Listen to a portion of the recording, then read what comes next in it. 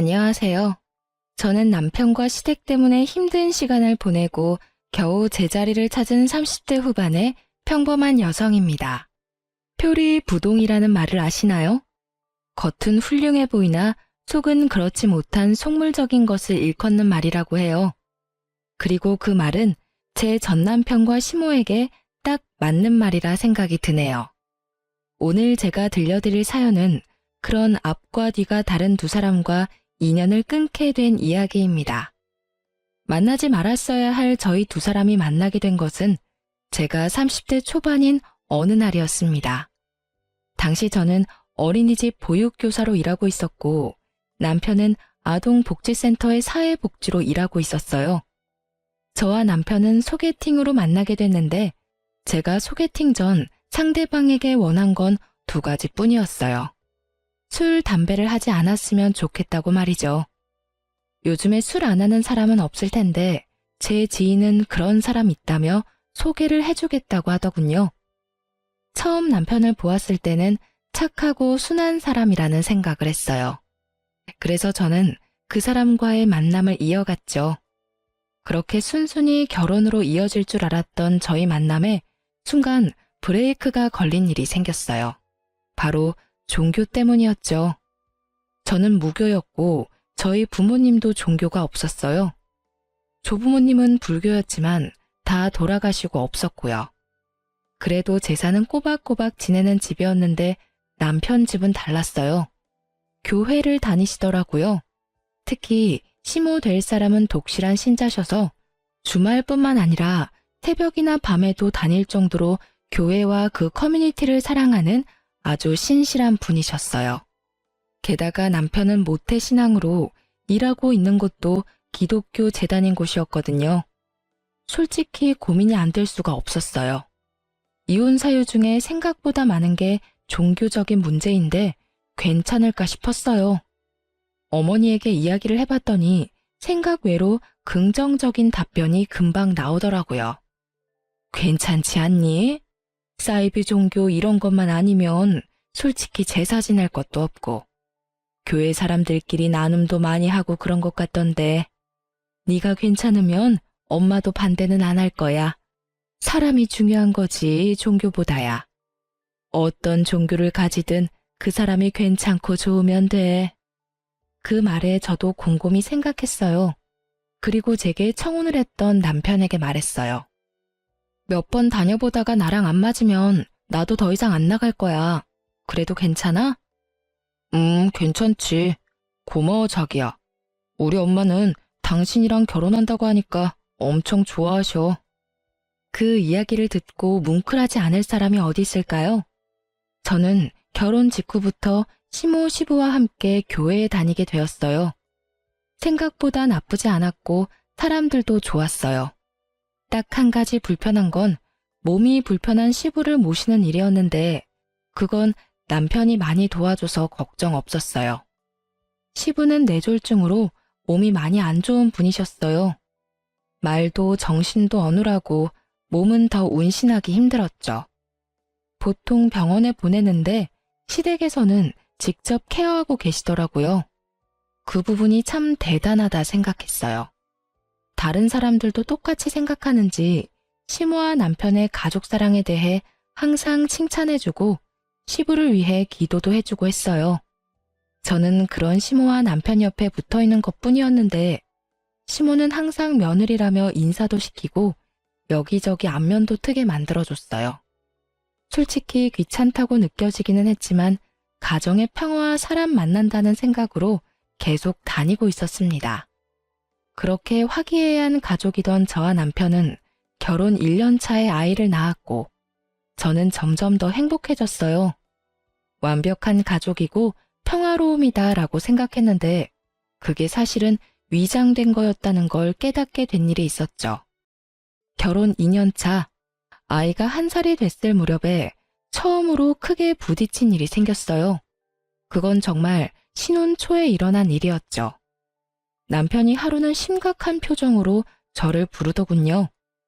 여보, 앉아봐. 할 이야기가 있어. 무슨 이야기? 전 아무 생각 없이 거실 소파에 앉으며 남편에게 물었어요. 우리 전셋집 내놓고 우리 본가랑 합가하는 건 어때? 합가? 싫어. 아직 신혼인데 무슨 합가야? 제 입에서는 대뜸 거절의 말이 나왔습니다. 그만큼 생각조차 없던 일이었으니까요. 남편이 제게 이야기를 꺼내온 건 지금 살고 있는 신혼집이 제가 결혼 전부터 살고 있던 제 명의의 전셋집이었기 때문이었어요. 마음대로 결정할 수 없으니 제 양해를 구하려던 거였죠. 집이 마음에 안 들어? 그건 아니야. 엄마가 합가를 원하시는 것 같아서. 솔직히 우리도 전셋집에서 계속 살 수는 없잖아. 이 집 전세금으로 본가 리모델링 싹 해서 들어가면 좋을 것 같아서 그래. 어머님이 합가를 원하신다고? 나한테는 별말 없으셨는데? 그런 낌새조차 없으셨다고. 합가 이야기 엄마가 먼저 꺼내면 너무 원하는 것처럼 보일까봐 내가 말하는 거야. 솔직히 엄마 혼자 아버지 모시는 것도 힘들고 그 집도 평수는 좋은데 옛날 집이다 보니 아버지 수발 들 때 불편한 것도 있고 생각해보지 않을래? 저는 너무나 당황했습니다. 시부 때문이라면 할 말은 없지만 그래도 신혼은 즐기게 해줄 줄 알았어요. 그리고 남편도 결혼 전에는 따로 자취하며 살았기에 시부를 모시는데 큰 어려움은 없었나 보다 싶었는데 갑작스레 이런 이야기를 들으니 당황할 수밖에요. 이런 이야기하는 게 좀 냉정해 보일 수도 있는데 나는 싫어. 수발을 드는 게 싫다기보다는 합가 자체가 싫은 거야. 이 집이랑 시댁도 가깝고 굳이 합가 안 해도 아버님 모실 수 있는 방법도 많은데. 그리고 당신 항상 퇴근이 늦잖아. 그러면 시댁에 있는 동안 일은 나 혼자 해야 한다는 뜻이고. 안 돼. 난 못해. 자신도 없고 싫어. 여보, 생각 좀 해보고 말해줘. 싫다고 딱 잘라 말할 수 있는 게 아닌 거 알잖아. 엄마도 고생 많이 하셨고 나도 최대한 도와줄 거야. 당신한테만 다 맡기진 않아. 그리고 엄마가 애도 봐줄 수 있고 얼마나 좋아? 그래도 싫어. 애는 내가 더 잘 봐. 그리고 최소한 이야기 꺼내기 전에 내 생각이 어떤지 물어봤었어야지. 갑자기 합가하자 라고 하면 누가 좋아해? 여튼 난 싫어. 아버님 수발 드는 거 힘들면 내가 도와드릴 수는 있어. 하지만 합가는 아니야. 애 데리고 합가. 당신이랑 나 좋아서 결혼했는데도 신혼 초에는 이것저것 많이 부딪혔거든? 그거 생각하면 어머님이랑 나 부딪히지 않을 이유가 없어. 당신이야말로 잘 생각해. 그래도 우리 부모님 일인데 당신 너무 냉정하게 말하는 거 아니야? 당신은 그럼 너무한 거 아니고? 그 돈 엄연히 따지면 내 돈이야. 그런데 그 전세금으로 뭐 하자 다 정해놓고 이런 식으로 통보하면 내가 얼씨구나 좋다 하면서 당신 말 따를 거라고 생각했어? 제일 큰 문제가 그거야. 지금 내 전세금을 시댁에 다 쓰자고 말하고 있는 거잖아. 차라리 이 돈으로 새 집을 사자고 했으면 그렇게 했을지도 모르지만 뭐? 합가? 그러면 그 전세금 쓸 생각하지 말고 당신이 당신 돈으로 집 고쳐. 완강한 제 거부에 남편은 난색을 표하더군요. 그러더니 알겠다며 잠시 생각할 시간을 갖자고 하더군요. 저는 생각하고 말고 계속 거부할 생각이었는데 남편은 그게 아니었나 보더군요. 다음날 새벽 저는 육아로 지쳐 침대에 누워 눈을 감고 있었어요. 일은 가지 않아도 몸이 힘들었거든요. 한밤중에 뒤척이는 애 때문에 힘들었는데 잠도 오지 않아 침대에 누워만 있었어요. 그런데 그때 남편이 전화기를 몰래 들고는 거실과 이어진 화장실에 들어가서 누군가와 통화를 하더라고요. 상대방은 시모였습니다. 그리고 소곤거리는 남편의 통화를 듣는 순간 저는 이게 쉽게 끝날 일이 아니란 걸 알았어요. 엄마, 그 사람 지금 자. 내가 이야기해봤는데 씨알도 안 먹혀. 그래서 내가 좀만 더 시간 두자고 했잖아. 갑자기 아버지 모시라고 그러면 좋아할 여자가 어디 있어? 결혼 전에 그런 이야기 하나도 안 했는데. 그러는 엄마야말로 보육교사라고 했더니 아버지 수발 맡길 거라며 좋다고 했잖아. 두 사람 하는 이야기를 들어보니 문제가 많은 모자지간이었더군요. 그리고 합가를 하자는 이유도 명확했고요. 시모는 결혼 전부터 제게 시부수발을 들게 할 생각이었더라고요. 보육교사라 돌보는 건 잘할 거라고 생각했나 봐요. 애면 봐줄 수 있죠. 제가 요양보호사도 간호사도 아닌데 어떻게 뇌졸중에 걸린 아버지를 전문적으로 케어해요? 그냥 공짜 노동력 부리려고 하는 거, 그게 목적인 거죠. 골이 띵하더라고요. 화장실 문을 열어놨는지 선명히 들리는 소리에 저는 한바탕 하려다 멈췄어요. 제 것을 시댁 것처럼 말하는 걸 보니 제게 그 돈이 없으면 2번 다시 저한테 그딴 소리 안 하겠지 싶어서 친정에 전화해서 나중에 남편에게 연락이 오면 우리 집에 빚이 많은 것처럼 말해주라고 말이에요. 그 다음날 저는 여전히 합가 어떠냐고 묻는 남편을 앉혀두고 그렇게 말했어요. 나도 할 말 있어. 근데 당신 모르지? 우리 친정에 빚이 좀 있거든? 내가 이 집 전세금 받고 나서 집에 일이 터져서 친정에서는 빚내서 그거 틀어막았어. 지금도 빚은 갚고 있는데 한참 남았고. 그래서 이 집 내놓고 나면 난 그 빚부터 갚아야 돼. 그리고 그거 갚고 나면 리모델링 할 돈도 안 남을 건데 괜찮겠어? 제가 이렇게 이야기했을 때 남편 반응을 보기로 했어요. 처가댁 빚이 얼만데? 1억 5천. 사실 그 돈은 제가 번 돈이 반, 엄마가 준 돈이 반이었어요. 그런데 남편은 저희 엄마에게 바로 전화부터 하더군요. 장모님, 실례되는 질문이긴 한데 혹시 처가에 빚이 있나요? 아유, 이서방, 미안하네. 얘 전세금 주고 나서 그런 일이 터졌지 뭔가. 빚이 한 1억 5천 정도 남아있는데. 결국 남편은 전화를 끊고 나더니 침울한 얼굴로 그러더군요. 그럼 집 내놓는 건 없는 일로 하자. 어차피 내놔봐야 긁어부스럼이네. 끝까지 합가 우길 줄 알았더니 남편은 금세 백기를 들었습니다. 그런데 좀 이상했어요. 시부의 수발 때문이었다면 이렇게 포기하지는 않았을 텐데 전세금을 친정 빚에 다 갚고 나면 우리가 시댁에 들어가는 게 더 쉬워지고 그러면 시모가 더 좋아할 수도 있는데 왜 싫어하나 싶었는데 나중에 그 이유를 알게 됐어요. 남편 앞으로 카드 명세서며 뭐며 다 날아오는데 돈을 어마어마하게 썼더군요. 당신 이게 다 뭐야? 왜 이렇게 돈을 많이 썼어? 그거 사실은 결혼 준비하면서 돈을 좀 많이 써서.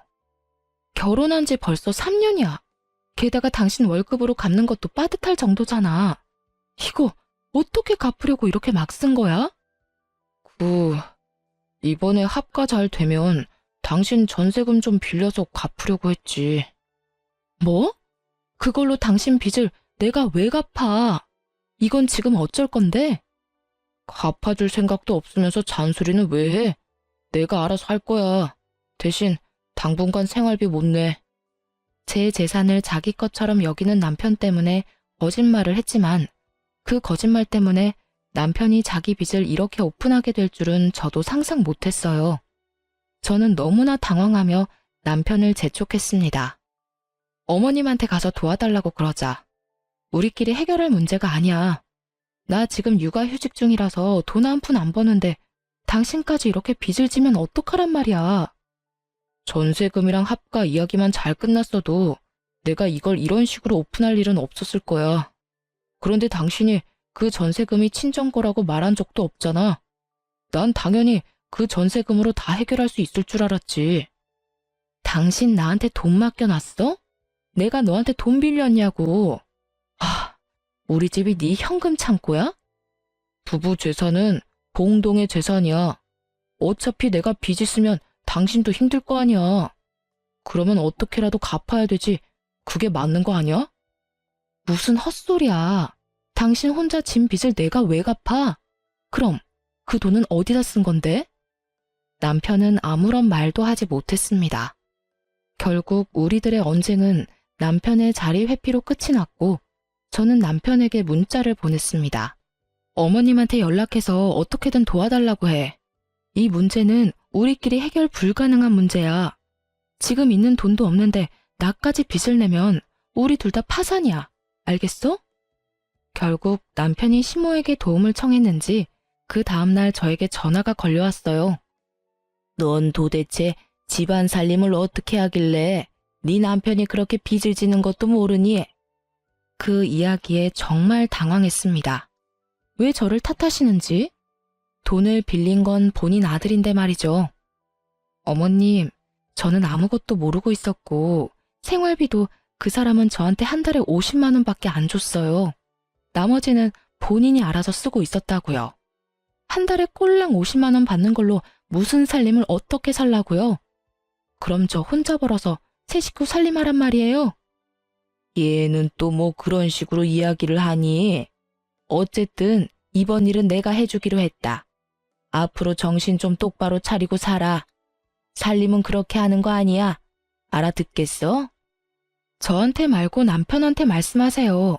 제가 그런 말을 들을 이유가 없어 보이네요. 집안일에 도움 줄 거 아니면 방해나 되지 말라고요.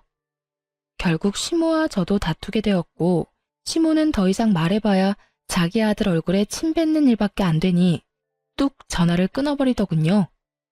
그 뒤로 남편이 제게 왜 어머니와 다퉜냐며 화를 냈지만 저는 제가 화를 낸 게 잘못됐다고 생각하진 않거든요. 그래서 남편한테 얘기해줬죠. 당신이 잘했으면 어머님이랑 나랑 싸울 일도 없어.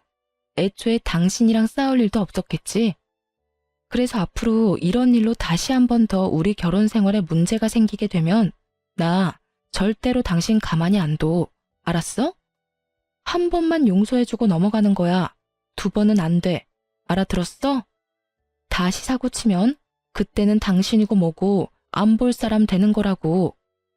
용서를 한다고 말은 했지만 저는 수상한 마음이 들었습니다. 그 많은 돈을 썼다면 쓴 흔적이 있어야 되는데 저희 집에는 전혀 그런 흔적이 없었거든요. 코인이나 주식을 했다면 핸드폰을 끼고 살아야 되는데 그런 것도 아니었고요. 그렇지만 이미 남편의 빚은 시모 덕분에 사라졌고 남편은 그 뒤로 얌전했기 때문에 조금씩 마음을 놓았어요. 그때 더 파고들었어야 했는데. 그 의심의 불을 지핀 일은 불과 몇 달 만에 일어났습니다. 저희 아파트 아랫집에 조리원 동기가 살았거든요. 애들 생일이 똑같고 같은 아파트라 친하게 지내곤 했는데 그 동기가 저한테 동영상과 사진을 보냈더라고요.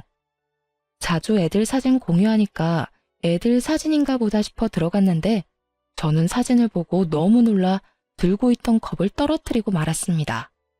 그 영상에는 남편과 한 여성이 저희 아파트 지하주차장에서 손을 잡고 포옹을 하며 다정하게 붙어있는 장면이 그대로 녹화되어 있었어요.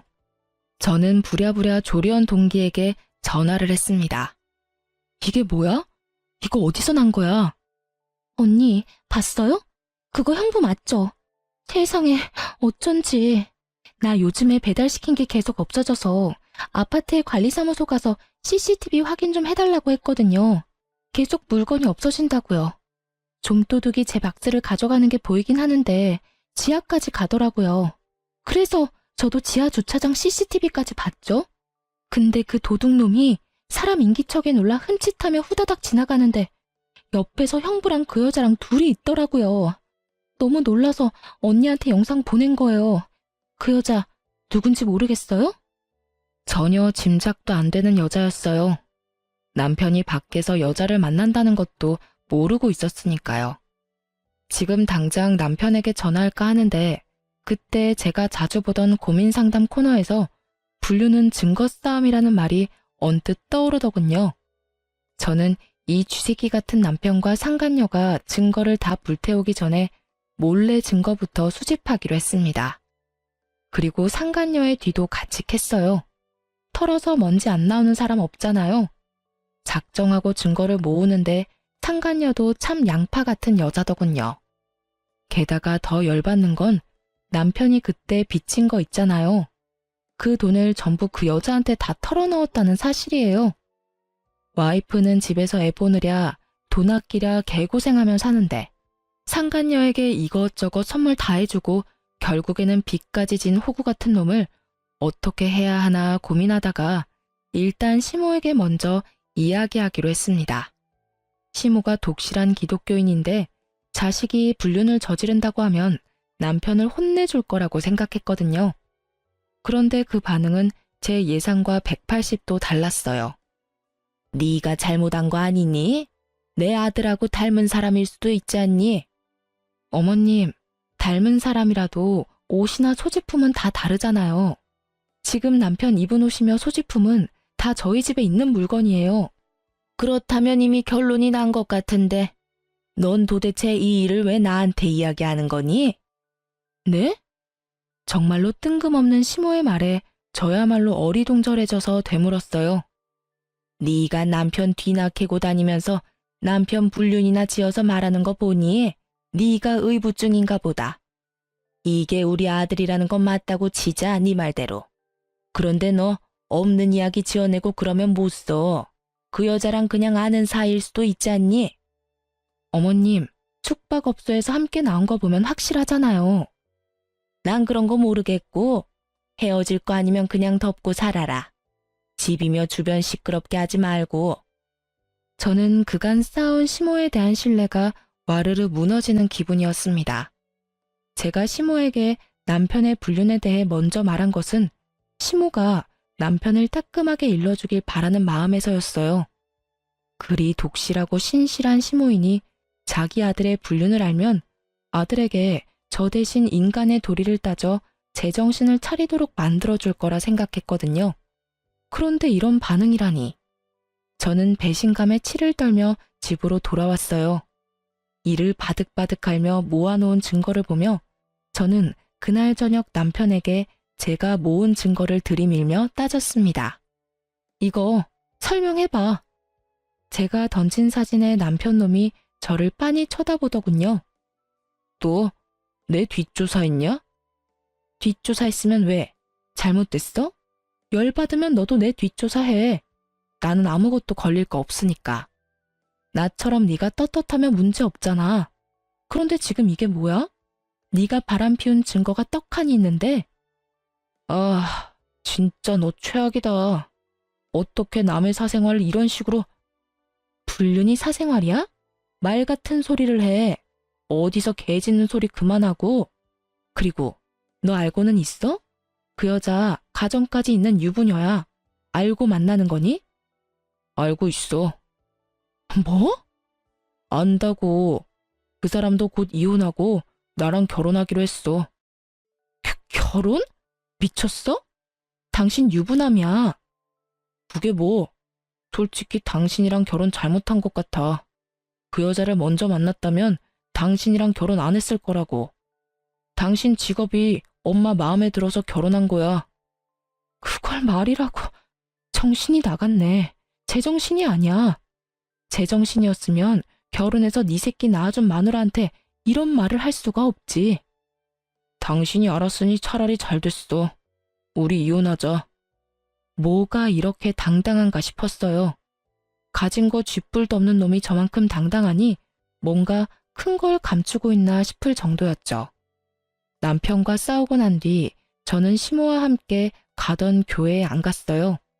갈 기분도 아니었고 그런 식으로 말하는 시모와 마주하고 싶지도 않았거든요. 그런데 그날 시모에게 전화가 왔더군요. 너 오늘 왜 안 왔니? 너 이거 신뢰의 문제야. 오늘은 아파서 못 나온다고 했으니 다음은 꼭 나와. 아들이 바람을 펴서 집안이 난리가 났는데도 교회에 운운하는 시모를 보니 완전 눈이 확 돌아버리더라고요. 안 나가요. 제가 거길 왜 나가요? 이제 그 사람이랑 이혼할 판인데. 뭐? 너희 이혼한다고? 네, 그 사람이 이혼하자입니다.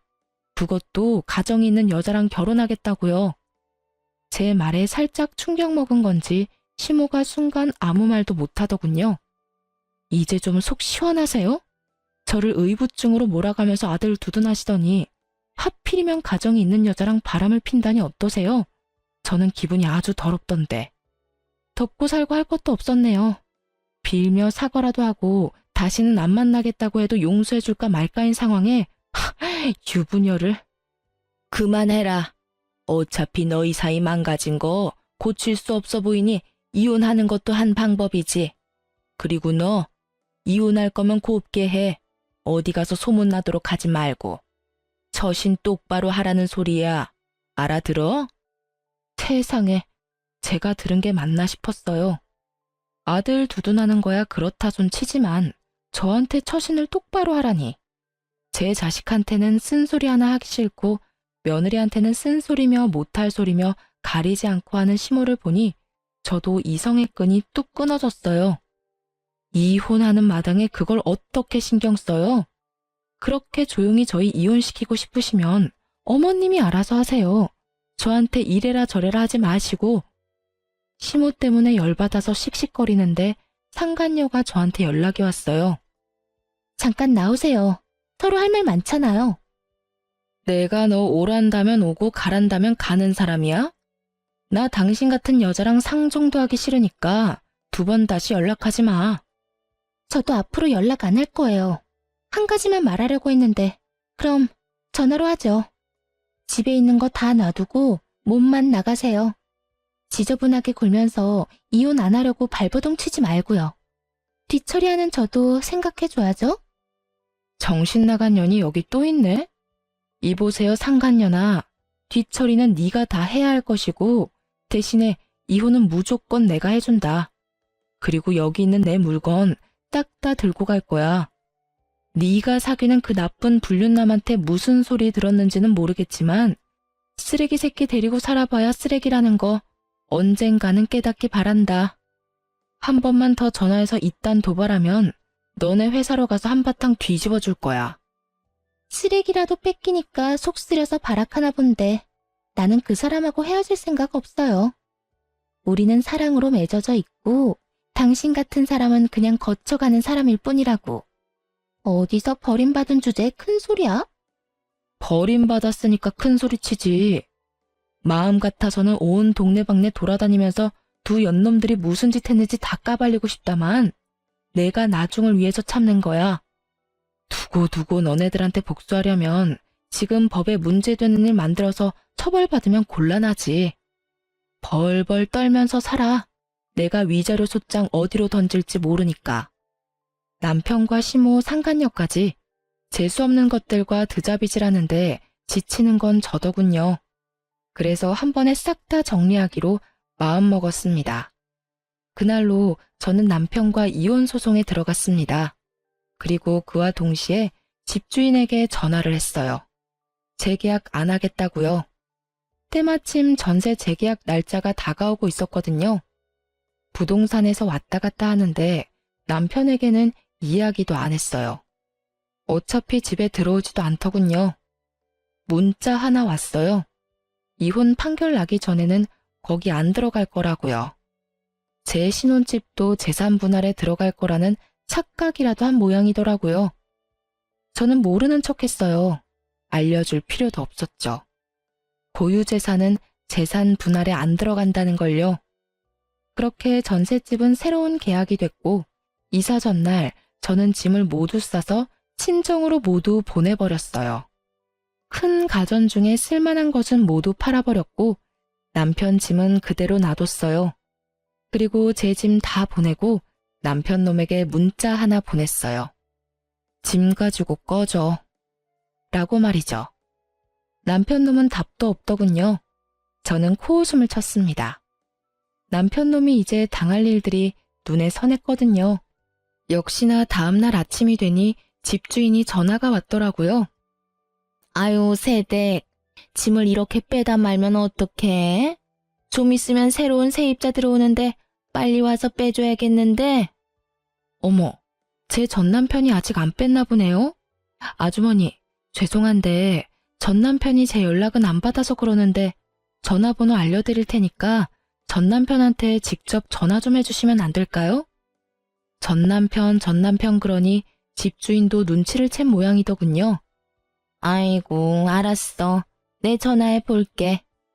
그렇게 집주인과 전화를 끊고 10분도 지나지 않았는데 전남편에게 연락이 왔더군요. 이제야 이 상황이 얼마나 급한지를 알았던 모양이에요. 저는 시침이 뚝 떼고 전화를 받았어요. 야, 너 도대체 뭐 하는 거야? 집을 왜 멋대로 계약 해지한 건데? 내가 돈 내고 계약한 집을 내가 내놓겠다는데 당신이 왜 이 난리야? 누가 보면 당신 집인 줄 알겠네. 그거 우리 재산 분할에 들어가야 되는 목록이라고. 웃기시네. 야, 너 그거 믿고 나한테 그렇게 큰 소리 뻥뻥 쳤어? 어쩐지 상간녀가 나더러 집에 있는 물건 하나도 가져가지 말라더니. 그거 이혼 전에 내가 취득한 고유재산이라서 재산 분할 안 되는 거 몰랐지? 게다가 우리 혼인 기간이 3년밖에 안 돼. 기간 짧아서 해당 안 되고 어줍잖게 주워들은 건 있나 본데 그러면 끝까지 잘 들었어야지. 뭐? 아 진짜? 야, 너 당장 다 돌려놔? 가전이며 가구며 다 돌려놓으라고. 그거 네가 샀어? 내가 다 샀잖아, 도둑놈 같은 놈아. 우리 집에서 네가 가져갈 건 네 몸뚱이랑 네가 산 물건들 뿐이야. 짐 정리하다가 네가 사준 거 놔두고 오려고 눈에 불을 켜고 봤는데 웨딩 반지 말고는 눈 씻고 봐도 없더라. 에라이 나쁜 놈. 와이프한테는 돈 하나 안 쓰면서 상간녀한테는 펑펑 돈 다 쳐쓰고 엄마한테 손이나 벌리는 호구 같은 자식. 앞으로는 너하고 상종도 안 할 거야. 애수가 없으려니까. 야, 너 말 다 했어? 재수가 없어? 누가 할 말인데. 너랑 처갓집이 돈 한 푼 없이 빚만 한가득인 거 미리 알았으면 결혼하자고 이야기도 안 했을 거야. 그래놓고 이런 식으로 뒤통수를 쳐? 아, 그걸 진짜라고 생각한 거야? 우리 집에 빚 없어. 너 이혼할 때 내 금융기록 안 봤어? 나 빚 없고 우리 부모님도 빚 없어. 그 전세금은 부모님이 주신 돈 반, 내가 번 돈이 반이지. 뭐? 그럼 왜 나한테 너 빚 있다고 거짓말한 건데? 왜 했겠냐? 너 내 전세금 네 것처럼 생각하면서 나더러 합가하자고 한 거잖아. 네 놈이 합가하자고 말 꺼낸 다음날 시어머니랑 너랑 하는 이야기 다 들었어. 시모는 나를 수발드는 식모로 쓰려고 했고 너는 나를 돈 뽑는 기계로 생각했지. 당연히 나도 내 돈 지켜야 하잖아? 그래서 거짓말했어. 그게 무슨 잘못이야? 그래서 내가 빚을 지기를 했어? 있는 돈을 다 까먹기를 했어? 내가 혼인이 파탄에 이를 정도로 나쁜 짓을 했나? 그대로 가만히 놔뒀으면 다 우리 돈이 됐을 텐데. 이보세요 아저씨, 돈 다 까먹고 나한테 책임지라던 너를 보면서 새삼 내가 그런 거짓말을 한 게 다행이라는 생각이 들더라. 미친놈아, 미치려면 곱게 미쳐. 그리고 대가리도 그만 굴리고. 잔대가리 굴리다가 봐. 너만 똥 됐지. 그렇게 하고 싶은 말 다 하고 전화를 끊으니 속이 다 시원하더군요. 사실 전세금의 절반은 어머니가 주신 거라 어머니에게 맡겨두고 저는 아이와 함께 친정에 잠시 몸을 맡겼어요. 그리고 이혼 확정되고 나서는 시모가 다니는 교회에 인사를 하러 갔어요. 그간 다녔던 정이 있는데 이야기는 해야 할 것 같아서요. 그런데 저를 보는 사람들 눈빛이 놀라움으로 가득 차 있더라고요. 왜 저러나 싶었는데 교회 집사님이 오시더니 저한테 말했어요. 아니, 얼마 전에 암으로 죽었다고 하지 않았어? 암이요? 알고 보니 시모가 아들 이혼했다는 말하기 싫으니 저를 죽은 사람으로 만들어뒀더군요.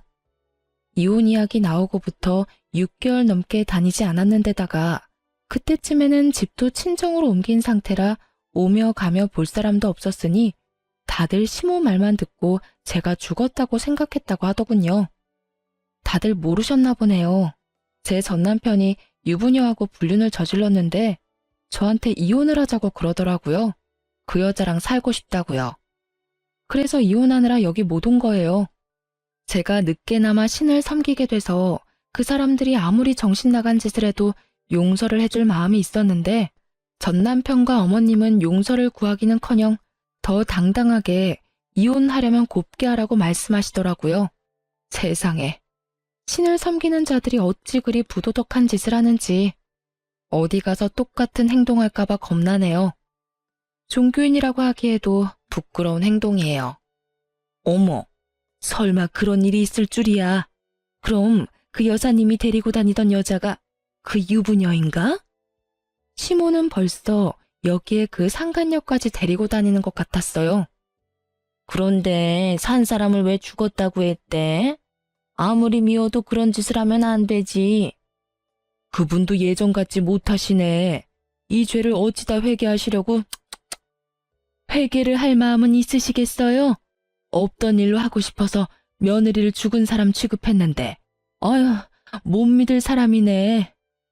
커뮤니티 내부는 그야말로 난리가 났고 자리에 시모도 없는데 시모의 악명이 순식간에 퍼져갔어요. 저는 인사를 하러 갔다가 시모에 대한 복수를 완수하고 사람들의 작별 인사를 받으며 교회 밖으로 나왔어요. 그런데 주차장 근처에서 시모의 목소리가 들리더군요. 예, 너 이런 옷 좀 입지 말라고 몇 번을 이야기했어. 불륜으로 우리 아들 만난 거 티내고 싶어서 그래? 도대체 애가 한 번에 알아듣는 법이 없어. 아휴, 내 아들이지만 어쩌면 보는 눈이 이렇게 없는지. 그래도 이전 며느리는 데리고 다니는 맛이라도 있었지. 이건 뭐 반반한 얼굴 말고는 뭐 하나 제대로 하는 게 없어. 전 시모는 상간녀를 아주 물어뜯고 계시더군요.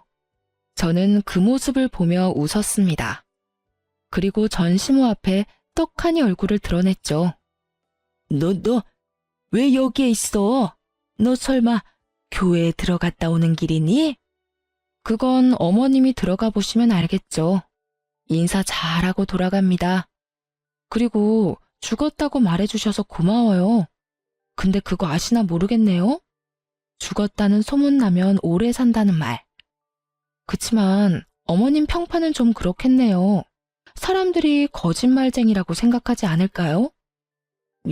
미쳤어. 너 진짜 미쳤어. 이혼한 마당에 여길 왜 와?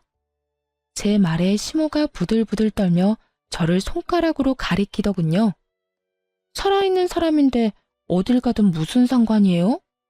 이제 우리 남보다 못한 사이인데. 저는 시모 앞에서 눈치만 보고 있던 상간녀에게 말했어요. 남의 떡 손에 주니까 어때? 아주 텁텁하고 찝찝하지. 내가 그쪽한테는 큰 절을 해도 모자라네. 이런 정신 나간 가족들에게서 벗어나게 해줘서. 근데 너도 교회 들어갈 거면 조심해라. 내가 벌써 전 남편이랑 유부녀랑 바람난 거 다 말했으니까. 아니다. 들어가면 눈총 좀 받고 끝이지 뭐. 그게 대수야. 사람들 소문 금방 가라앉아. 하긴 안 가라앉고 정착되는 경우도 있긴 하지만. 제 말에 상간녀도 얼굴이 새파래져서는 부들부들 떨며 저를 노려보더군요. 그 모습에 저는 결정타를 날렸어요.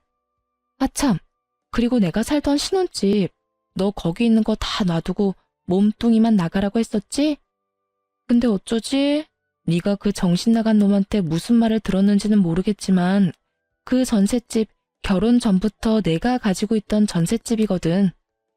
그래서 이혼할 때 재산 분할 목록에 안 들어가. 그게 무슨 말 뜻인지 모르겠지? 내가 상냥하게 알려줄게.